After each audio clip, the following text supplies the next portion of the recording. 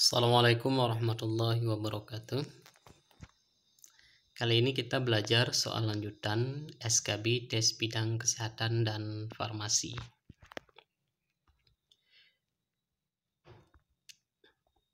Sebelum kita lanjut ke soal nomor 11, terlebih dahulu teman-teman subscribe channel ini, kemudian jangan lupa menekan tombol lonceng.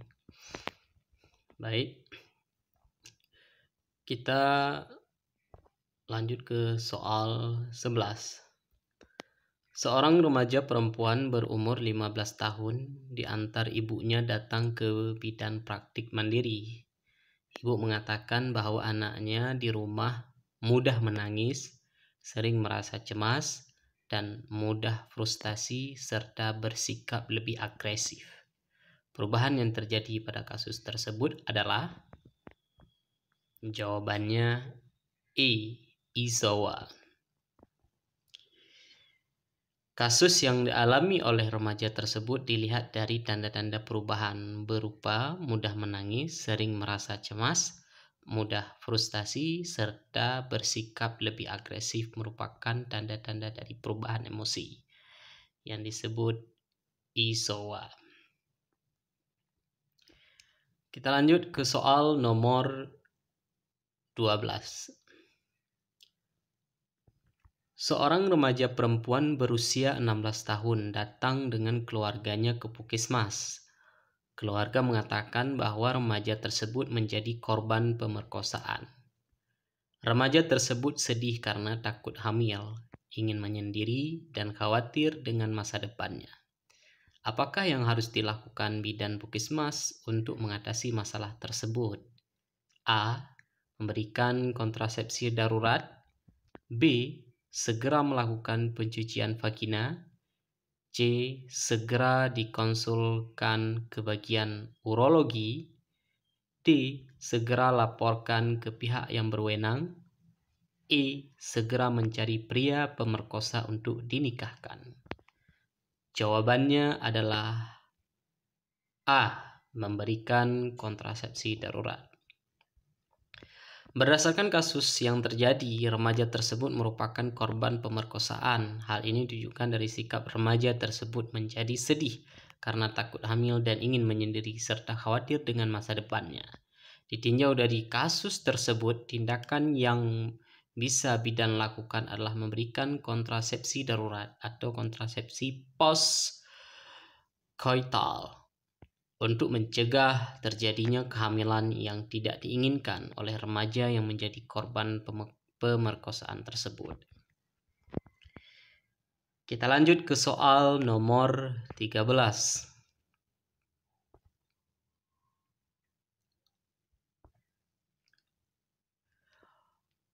Obat herbal terstandar diberi tanda oleh Departemen Kesehatan RI dengan tanda lingkaran kecil hitam. Di dalamnya terdapat 3 buah bintang berwarna hijau. Arti tanda tersebut adalah A. Berasal dari tumbuhan berwarna hijau. B. Diekstraksi dari tumbuhan berwarna hijau. C. Melewati proses ekstraksi, uji khasiat dan toksisitas. D. Diujikan pada hewan percobaan. E. Diuji klinik pada manusia. Jawabannya adalah C. Melewati proses ekstraksi, uji khasiat, dan toksisitas. Obat herbal terstandar adalah jamu yang telah diuji khasiat dan keamanannya pada hewan uji. Logo herbal terstandar berupa lingkaran hitam yang di dalamnya terdapat gambar 3 bintang berwarna hijau. Gambar bintang tersebut menggambarkan stilis daun yang telah mengalami pengujian. Kita lanjut ke soal nomor 14.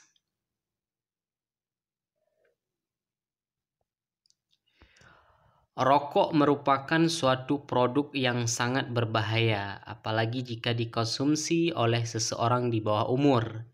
Akan tetapi, perubahan rokok tetap harus melakukan pemasaran terhadap produk yang dihasilkan, baik melalui media, televisi, maupun lainnya. Karena rokok tidak baik untuk anak di bawah umur, maka pemerintah mengeluarkan aturan mengenai penayangan iklan rokok. Waktu penayangan iklan rokok yang diizinkan oleh pemerintah adalah A. 7.00 sampai 18.30, B.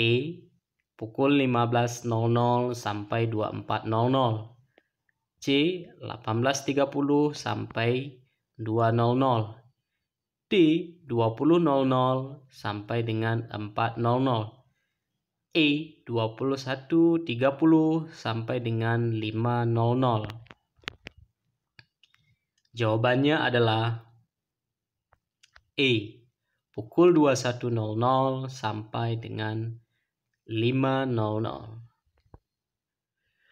Untuk mengendalikan dampak iklan rokok terhadap generasi muda, pemerintah melalui Permenkes nomor 28 tahun 2013 membatasi iklan, promosi, dan sponsorship rokok. Penayangan iklan di televisi dibatasi hanya pukul 21.30 sampai 5 pagi. Sedangkan untuk media teknologi informasi, aksesnya hanya untuk usia di atas 18 tahun. Jawabannya I. Kita lanjut ke soal nomor 15. Penggunaan bahan styrofoam dapat berbahaya apabila digunakan pada jenis makanan berikut ini, kecuali A. dingin, B. panas, C. berlemak, D. berminyak, dan E. beralkohol. Jawabannya adalah E. beralkohol. Jenis bahan gabus styrofoam dapat berbahaya melepas monomer stiren jika digunakan untuk makanan yang panas, berlemak, berminyak, dan beralkohol. Styrofoam dibuat menggunakan butiran-butiran stirine yang diproses dengan benzena. Padahal benzena sendiri merupakan zat yang menimbulkan berbagai macam penyakit. Kita lanjut ke soal 16. Pemakaian obat dengan meletakkannya di bawah lidah masuk ke pembuluh darah dan efeknya lebih cepat adalah A. sublingual, B. oral, C. perektal, D. intrakardial, E. parenteral. Jawabannya adalah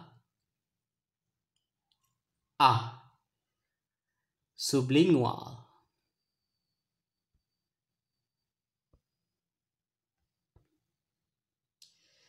Pemakaian obat dengan meletakkannya di bawah lidah masuk ke pembuluh darah dan efeknya lebih cepat adalah sublingual.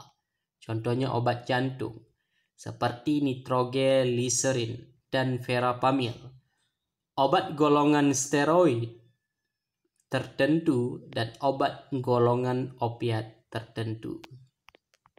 Kita lanjut soal nomor 17. Obat herbal terstandar harus melewati uji praklinis seperti uji toksisitas, kisaran dosis, farmakodinamik, dan A. fitofarmaka, B. teratogenik, C.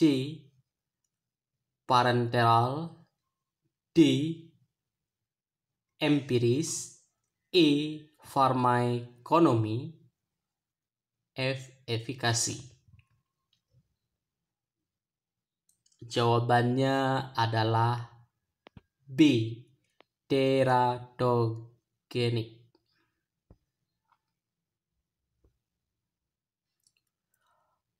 Obat herbal terstandar harus melewati uji praklinis seperti uji toksisitas, keamanan, kisaran dosis, farmakodinamik kemanfaatan, dan teratogenik keamanan terhadap janin.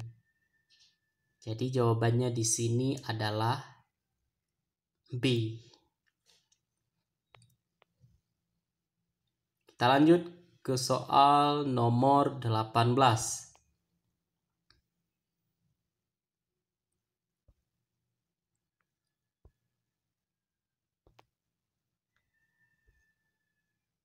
Secara umum, obat yang efeknya dipengaruhi oleh obat lain disebut A. Obat reseptor, B. Obat agonis, C. Obat antagonis, D. Obat objek, dan E. Obat presipitan. Jawabannya adalah D. Obat objek. Secara umum, obat yang efeknya dipengaruhi oleh obat lain disebut obat objek. Contoh, digoxin, gentamicin, warfarin, dilantin, obat sitotoksik, kontraseptif oral, dan obat-obat sistem saraf pusat. Kita lanjut ke soal nomor 19. Obat-obatan yang biasa digunakan untuk wanita hamil dengan hipertensi adalah A. Sukralfat, B. Magnesium sulfat, C. Phenytoin, D. Hydralazine, E. Diazepam. Jawabannya adalah D. Hydralazine.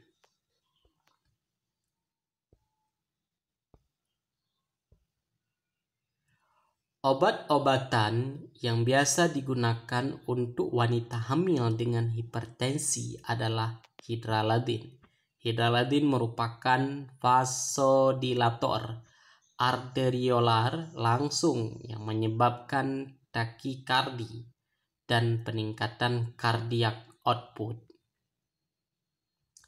Kita lanjut ke soal nomor 20. Contoh obat yang termasuk dalam golongan penisilin adalah A. Cefradin, B. Ampicillin, C. Tetracycline, D. Chloramphenicol, E. Lincomycin.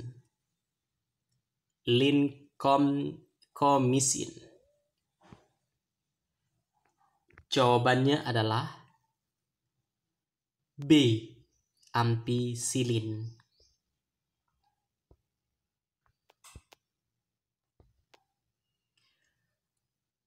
Contoh obat yang termasuk dalam golongan penisilin adalah ampicillin dan amoxicillin. Obat golongan ini digunakan untuk mengobati infeksi pada saluran nafas bagian atas, hidung dan tenggorokan, seperti sakit tenggorokan, untuk infeksi telinga, bronkitis kronik, pneumonia, dan saluran kemih, kandung kemih dan ginjal. Baik, cukup ini saja. Nanti kita akan lanjut ke part ketiga, yaitu nomor 21 sampai dengan nomor 30. Baik, terima kasih telah menonton channel ini. Wassalamualaikum warahmatullahi wabarakatuh.